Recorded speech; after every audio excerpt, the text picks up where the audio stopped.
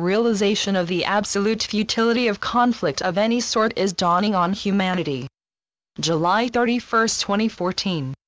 Here in the spiritual realms, excitement, as you might put, is approaching fever pitch. Yet all across the world, and particularly in the area of Palestine and Israel, it would seem that people are experiencing hell on earth. There is an enormous amount of unnecessary and totally unjustified pain and suffering as anger intensifies and conflicts rage, but be aware that this is the essential raising into humanity's conscious awareness of the futility of these ways of behaving, relating, and attempting to resolve differences between peoples. For eons conflict has totally failed to resolve disagreements, let alone establish peaceful coexistence between warring factions. Finally, humanity is getting the message, but it has taken this recent escalation of conflict across the globe to really bring this message home. Consequently, enormous numbers of good and loving people are working together to persuade those filled with hate and resentment to take a break from conflict, and to meet with one another, initially to end the hostile activities that are tearing families and societies apart, and then to work together to establish a loving acceptance of each other's right to live in peace.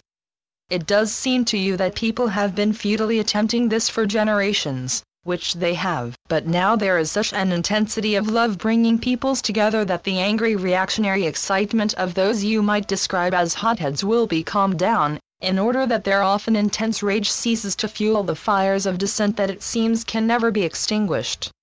It is a time for acceptance, for accepting that enormous numbers of people have been killed, tortured, and injured, and that nothing can alter that fact, and for also accepting that to continue burning with rage, just as before, will bring not solutions but only more utterly unnecessary and horrific suffering.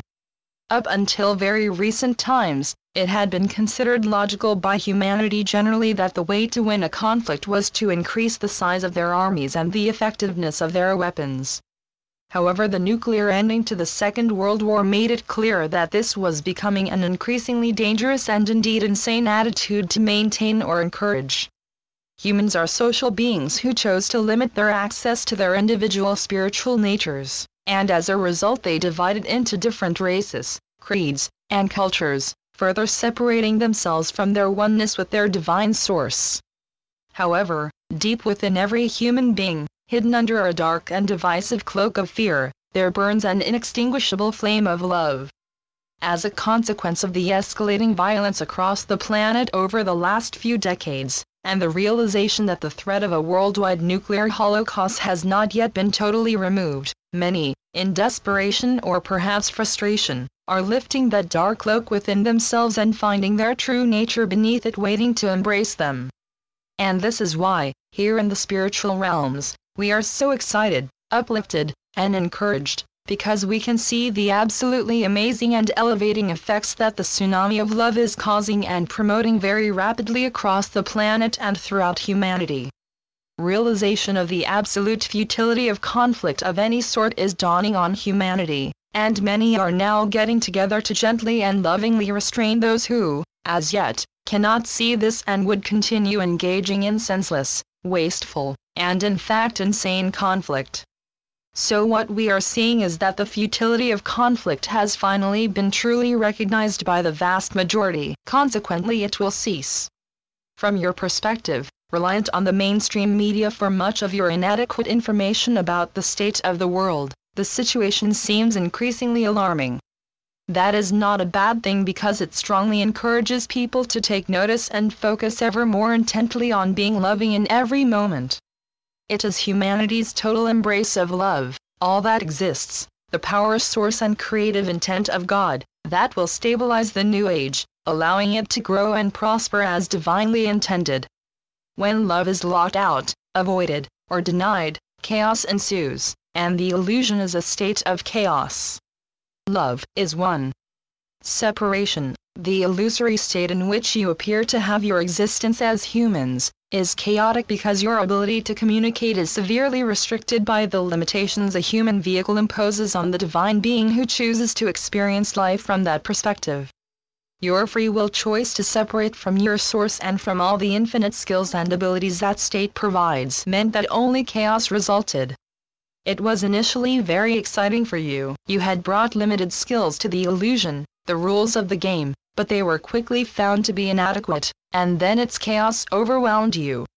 Your different languages, cultures, religions, skin colors, and apparent differing levels of intelligence further divided you, and meaningful communication, which had initially been difficult, became virtually impossible. Over the last few hundred years or so, there have been ongoing attempts to improve humanity's living conditions, although those who had inherited power and influence strongly resisted alterations to the status quo. Nevertheless, it marked a turning of the tide, and then the nuclear devastation at the end of World War II brought the realization that either you had to find a better way to live together in peace and harmony on the planet, or you were doomed to destroy yourselves. This has not happened, and it will not. However, it remains essential that you all embrace the eternal and inextinguishable flame of love buried deep within each one of you, and daily meditation within your quiet inner sanctuary is the way to do that, because that is the way to return to the state of oneness that is your eternal nature. As one, it is impossible that you would do anything that would harm another. It is as one that you have your eternal existence, and in that state communication is instant, clear, comprehensible, and utterly loving. Remember, your awakening has been divinely assured, so focus on bringing it to fruition by intending to be loving regardless of any situation that might suggest to you that love does not work. It does, and that is why you are moving forward so positively and determinedly to your inevitable awakening. Your loving brother, Jesus. Channeled by John Smallman. johnsmallman.wordpress.com